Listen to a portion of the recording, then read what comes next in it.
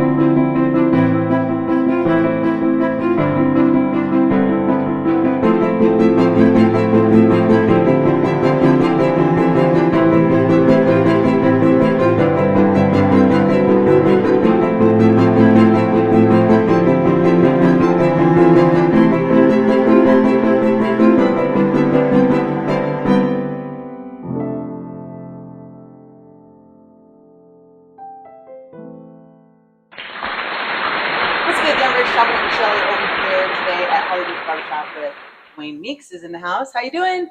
I'm great. How are you? I'm good. Tell me all Thanks. about you again. I know you were on the show once before, but things have changed and a lot has going on, right? Yes, a lot's been going on. It's been, I think, about a year since I was on the last time. Yes, a lot of transformation been going on in my life personally and professionally. And, I'm embarking on this new initiative to really elevate the voices of fathers in the community and quite frankly, internationally. And may have made some contacts with some people overseas that have been interested in my work as well. So I'm looking to do some, philanthropic work over there as well in Africa. So around prevention of domestic violence and sexual abuse against women and children. So this all ties into my fatherhood initiative. And, what I want to talk about today is the healing of men and fathers in the family and reestablishing their roles and redefining fathers' roles in the family foundation. But that really starts with personal healing journeys of fathers. And, I have lived experience of that as well, my own personal healing journey with my own children,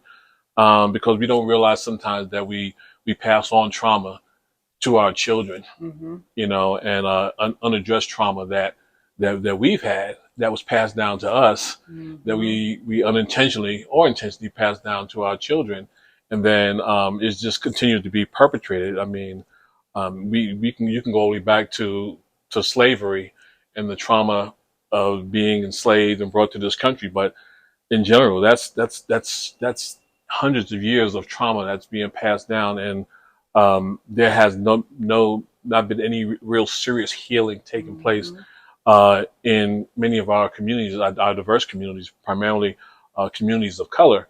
So, being able to address that and talk to men about that personal journey and how to begin to heal, how to connect with your emotions, how to find, professional help, how to practice mindfulness, those type of things, and really come up with some concrete goals and steps and processes in small chunks to really address your own personal healing and to sit with your mess, sit with it being uncomfortable, especially when you're talking to your children and explaining to them without any excuses, with total transparency and ownership of the trauma you may have passed on to them, so that forgiveness can begin, healing can begin, and brokenness in the relationships can be repaired. So you put on the news and the youth they're committing crime like all over the place. We're losing youth on a daily basis. It's like I don't know where to begin with all of this healing. What is your insight on that?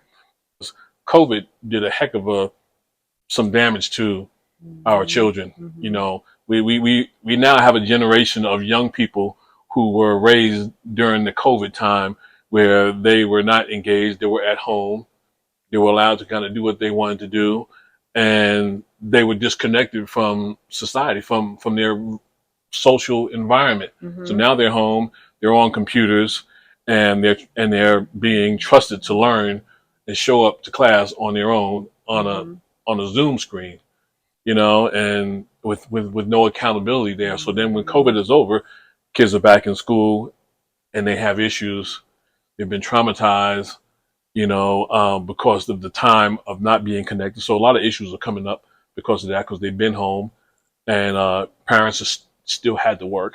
Some parents still Mm-hmm. had to work, but a lot of that stuff, the kids never got any support really to help them transition through that. We got adults who still haven't transitioned from that, from the PTSD of having to Mm-hmm. be home and, you know, and dealing with the COVID issue. So, you know, healing takes place there, and then we're dealing with schools and we're dealing with the pressure of teachers who are have mandates and have a job to do as far as educating, and they don't have the time to spend with kids to really connect with them to find out why don't you want to learn and what is it that you want to do, you know, and asking those questions. So, you know, for instance, if a kid comes to school and is sleeping or is being you know, interrupting the class, you know, immediately we want to point our finger at the kid, chastise them, give them a referral, Mm-hmm. instead of asking the kid, why are you doing this? You know, what's going on?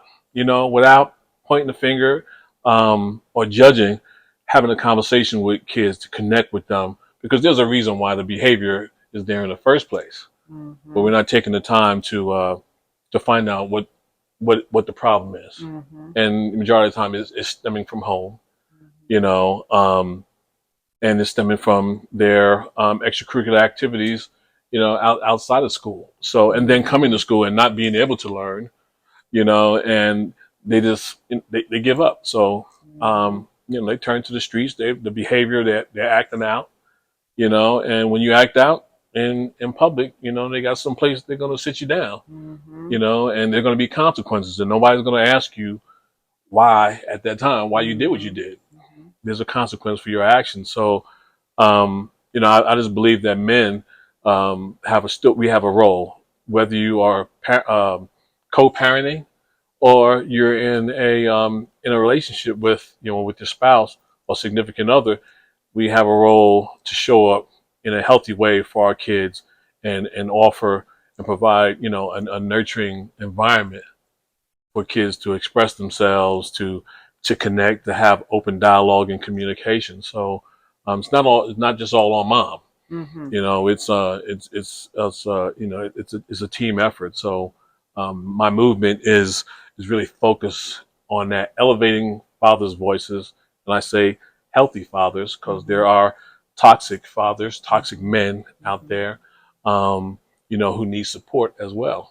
So um, you know, I think once we elevate those voices and give fathers tools to help them communicate better with their children and Mm-hmm. connect with their children, then, you know, just a little bit we can do, maybe that will shift, you know, the mentality of the behavior. You know, if you feel loved, Mm-hmm. you're not going to act out.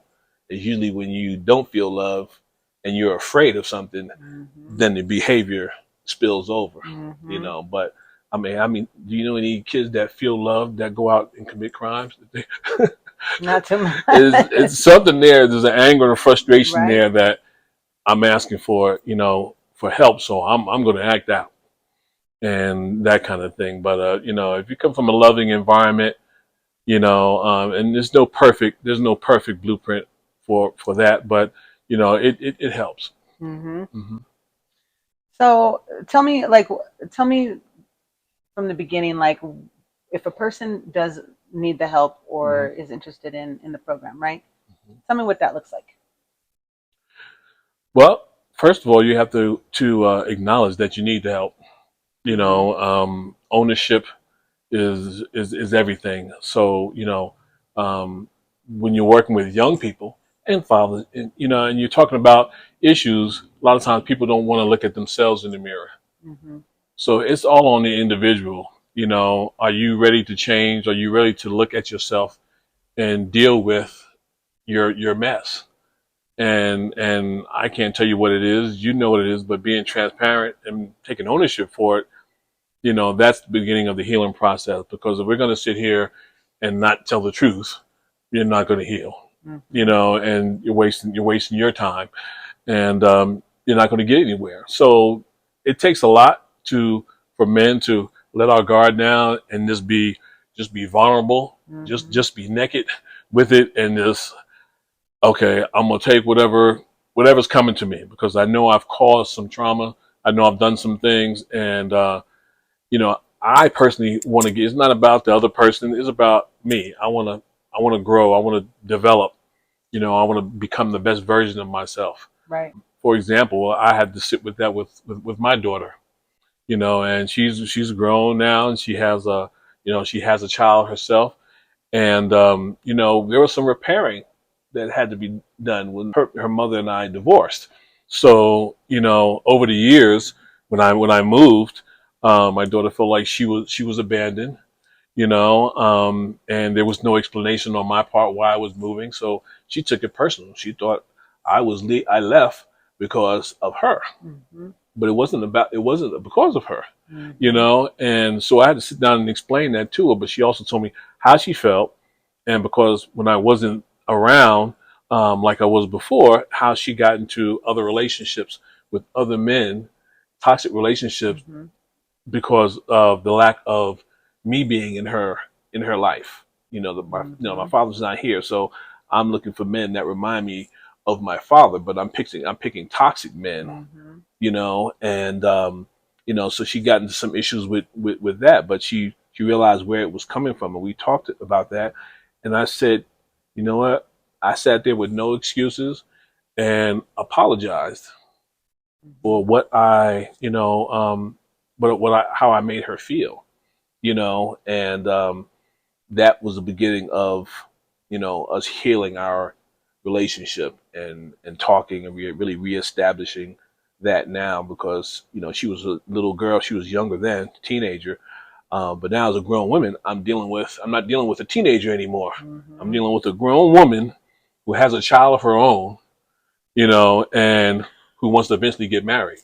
We were talking over the phone, and I could tell she was crying, and I was crying, and because I'm hearing, like you said, the little girl, but then I'm hearing the adult. Right. So that inner battle is going on with her Yep. as well. Mm-hmm. And it's giving me butterflies. My stomach is turning, and even though it happened years ago, just like it's like, this is the reality. This is Right. this is what I played a part in this.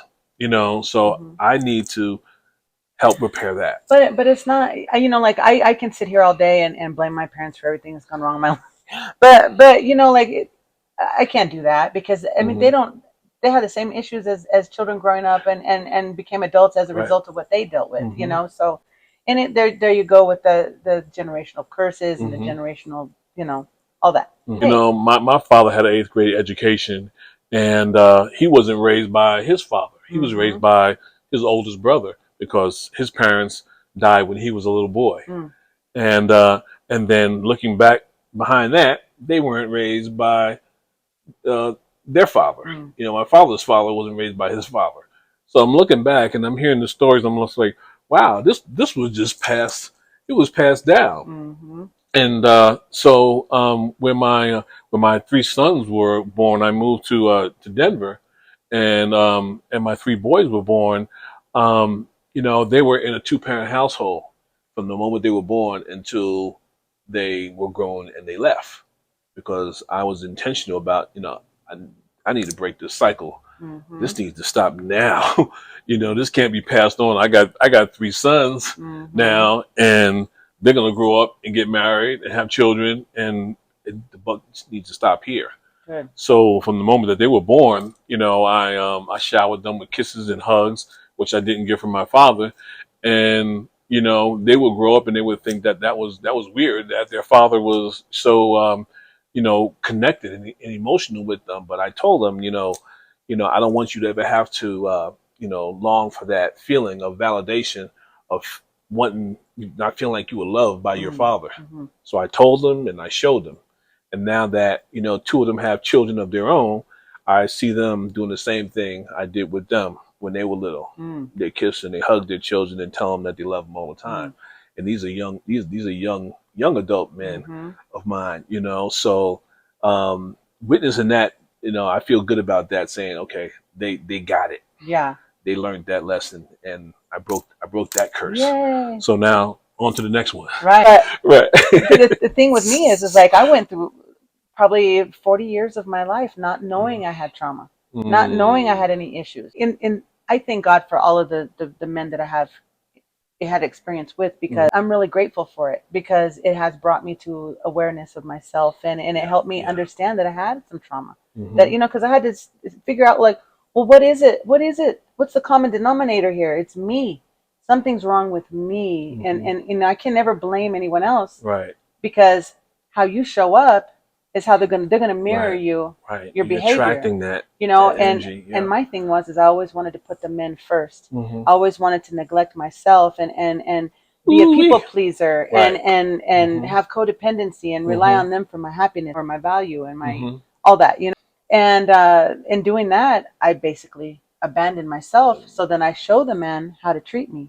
So then what are they going to do? They're going to abandon me. Gonna treat you how you treat yourself. And you know what's crazy is we get into toxic relationships because that's our normal, that's our comfort. We're comfortable with that we're familiar with that, you know. Yeah. And mostly the toxic stuff, is the what I would gravitate towards and what I would accept, thinking that was love, because that's the love I was shown. You know what I mean? Whether it was verbal abuse, whatever, you know. Like, what I'm saying is you know, you could go through your whole life not knowing, you know, and until you go through a certain amount of experiences, or now there's a lot more focus on trauma and healing and stuff. Thank God, finally, you know, it's in the forefront now. So now people are a little more aware of themselves and becoming more aware. Yeah, the repair needs to start with fathers, for the entire family, for the children, for our community, for our villages, you know, for our people just in general. So it's you know, I've spent, part of my healing process was to spend a lot of time alone, getting to know myself.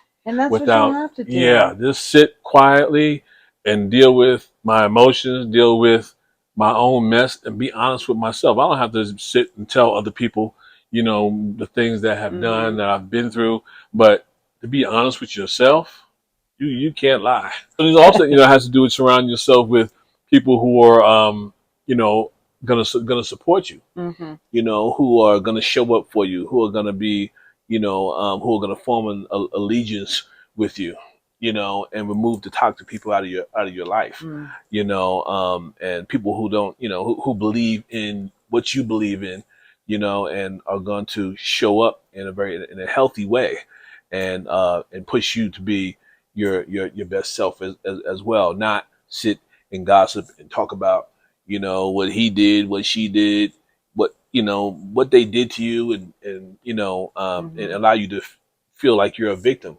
No, I don't want to feel like I'm a victim. No victim mentality here. It's all it's all relevant. It's a lesson in every mess. There's a message, and there's a lesson in there that we have to understand, or we'll keep repeating the process over again. You're gonna keep going through this. Oh, I've been through it a until you million get it. times. Right. And that's where those unhealthy relationships came in. Right. But out of those unhealthy relationships, we turned around and created new human beings, created children out of a messy situation. So now that situation was messy. Now we got a child, and we think just because we have the child, we're not with the mother, that removes us from our responsibility to raise that child. No, you need to still raise that child. You laid down and created that child, and now that child, you know, is here and needs nurturing and support to help navigate this without you continuing to traumatize and, you know, just traumatize them in their lives. And, you know, so yeah, there's a responsibility, And just because a child is an adult doesn't mean that your responsibility stops. That child is your child, and until they leave this earth, until you leave this earth. So, like, you had talked a minute ago about sitting with yourself in solitude and stuff like that. And number one, I think the reason that divorce is so high is because you got two broken people, two people that have trauma that have not been healed, that find completion within each other. Like, you complete me, right? No. Right. I should be complete coming to the table, the altar, right? And so Right. should you. And you become one, but it'll be one big mess is what's going to happen. Right. I mean, it's not going to, you got two broken pieces. It's not, you can't fix those. They don't go together. Right. So you have to complete yourself and be healthy within yourself. Number one, so that you can attract a healthy partner, an equally yoked partner who is healthy also, which will happen if you work on yourself. And you need space to continue to grow as an individual as well. Took the time to spend with myself to understand what I wanted in a relationship. Part of my healing process was like, what you don't want and you know what you do want now. Right. So now let's get real clear on this. If we're gonna do this again, let's get real clear on this, because I can't keep doing this. We're going to start a family or anything like that, or thinking about having children, really putting the work to work at what it's going to look like. So everybody's on the same page, and and work from that. Then it still takes work, because you got to work on it. You got to work on it daily. And you got to trust is a big thing for me. Loyalty, respect. Are big, non-negotiables. We're not doing all the craziness, but it's one big learning experience. We're sent here to experience life. We're spiritual beings having a human experience, and it's like, what at the end of life, what you want to be able to look back and say, I've learned some lessons, and most importantly, I learned to love. I learned to love unconditionally, and I learned to forgive, and I learned to repair, any brokenness or any damage that I've caused. The worst thing in the world is to leave this planet, leave this earth, knowing that you've caused a lot of damage and you never had the opportunity to get it right. A lot of times we're not clear on what we want out of life. We don't have a clear vision. We haven't sat down and written down our goals, and to help to kind of not tell people what they need to do, but ask them to, compartmentalize, to write it down, to journal. I journal. I practice mindfulness. I meditate. I meditate on the things that I want to do, in my life. I really try to keep my vibration high and not low, because you're going to attract whatever you put out. So I always say vibrate high. And meditation and prayer. Prayer is talking to God, and meditation is listening for God, listening for the answers. So those are two different things. And then the time alone, because when you're by yourself, you're going to hear. I spend a lot of time just in quiet, in solitude, with no music on, nothing. I just I light a candle and just be in the space and start writing, because I don't want any distractions. I don't want no music playing in the background. I don't want to hear what's going on outside. I'll turn the phone off and just sit with myself. That's good. And sometimes, it started out being uncomfortable, but I learned, I said, you know what? I love me.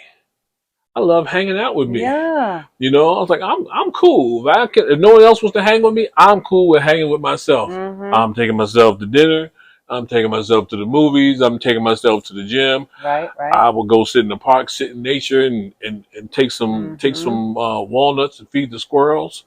It's a beautiful place to be. I was like, it's just me. Yeah. And I'm just chilling. I go home, make myself a meal, and just chill out. And I started loving that. And then then you meet somebody, and then right, then you, and you're like, somebody, shit. but I'm gauging, because I'm like, okay, let me see how they showing up, because I know how much I love myself. And if you're not matching that energy, then really not going any further, you know, and it's not going to be a serious relationship, you know.